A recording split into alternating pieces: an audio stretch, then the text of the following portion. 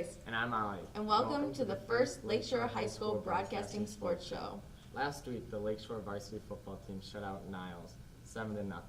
Most valuable player? During the game, number 3, Jacoby Young was injured from a lower back contusion, but he should only be out for a couple of weeks.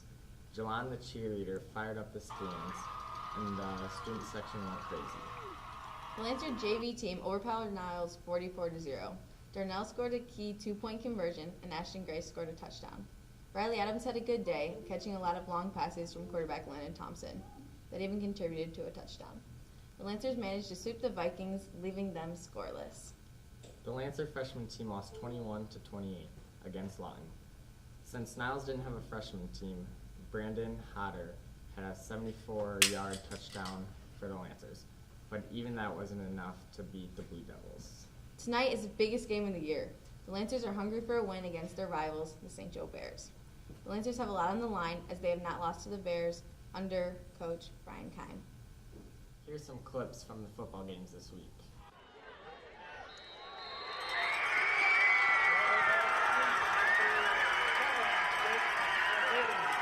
This was an exciting week for the boys soccer team. They played their first game on the new turf field on Thursday. For future soccer games, to get some extra credit in Mr. Samuel's class, go support the varsity boys. The JV soccer team tied Portage Northern 0-0. Starting goalkeeper Noah Dietrich got injured and is out for the remaining of the season.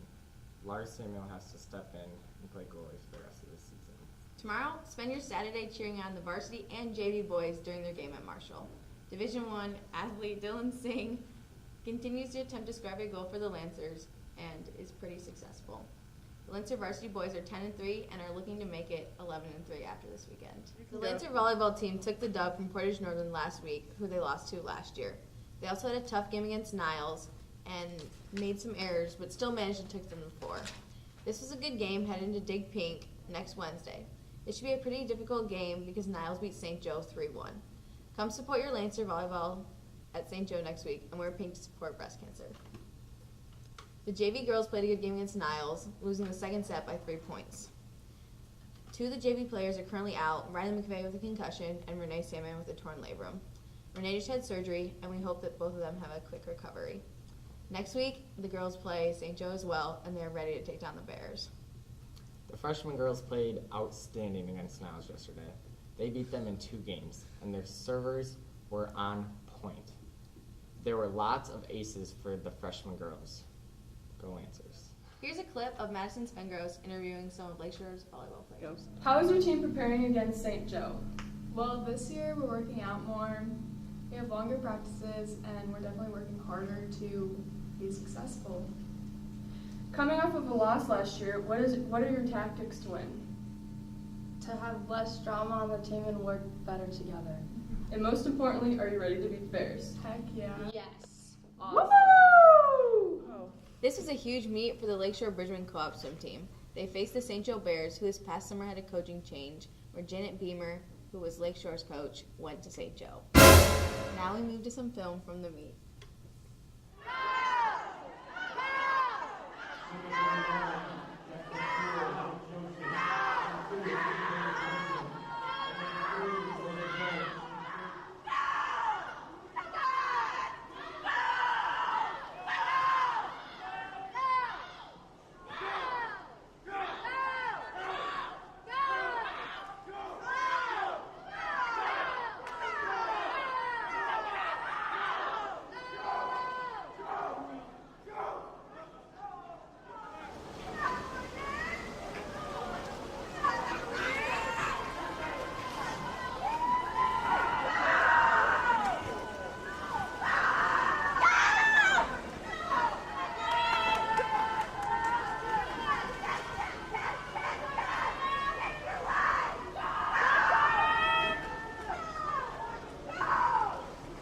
That was some great swimming. Sophia Korfmacher won the 100 breaststroke and the 100 freestyle. Alicia Delgado won the 500 freestyle. Lucia Gianni Had her first varsity win, winning 50 free, and Sammy Weaver won the 100 backstroke. Overall, the Lancers annihilated the Bears 126-60. The underclassmen boys cross team took first this weekend at the Centerville meet, and the upperclassmen boys were runner-up.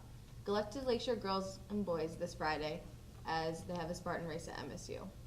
Let's cut to Gavin interviewing varsity runner Charlie Ogata. Charlie Ogata right here. He's part of the boys cross country team. He runs varsity. How do you think we're going to be doing at Michigan State this Friday? You know, we have it's tough there. There's a lot of runners, but I think we'll be doing pretty good this year since we have a good top 3 with Cooper Clark, Ray Spedick, and me, and we also have another good 2 varsity runners that are up there with us. So I think we'll place good this year out of everyone. Now I know Ray Spedick is a freshman. What kind of times has he been pulling in? He's been pulling in like 17:22s, 17:30s around there. That's really fast. What kind of times have you been pulling in? I've been pulling. I haven't been running.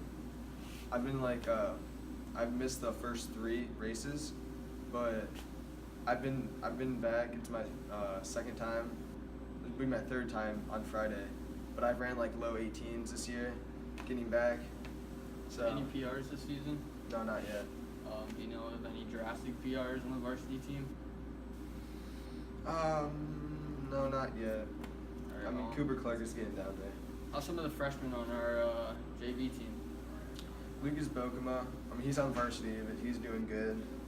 And a lot of the freshmen have been working hard, Alright, formative times. thank you, Charlie. The varsity tennis team is currently 3-3, and they took 3rd at the Victory Tournament last weekend. They also took 1st place at the tournament in Niles. JV player Sam Braidaway says his team has been working very hard, and they hope to make it to state. Let's cut some clips of the boys tennis team.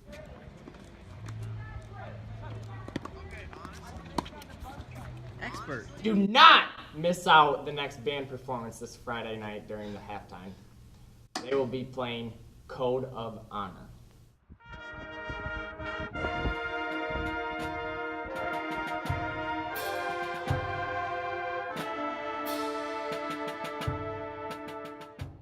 Thanks for joining us today. Make sure to follow us on Twitter, Instagram, and Snapchat at LHS Sports Report. Tune in next Friday for another great show.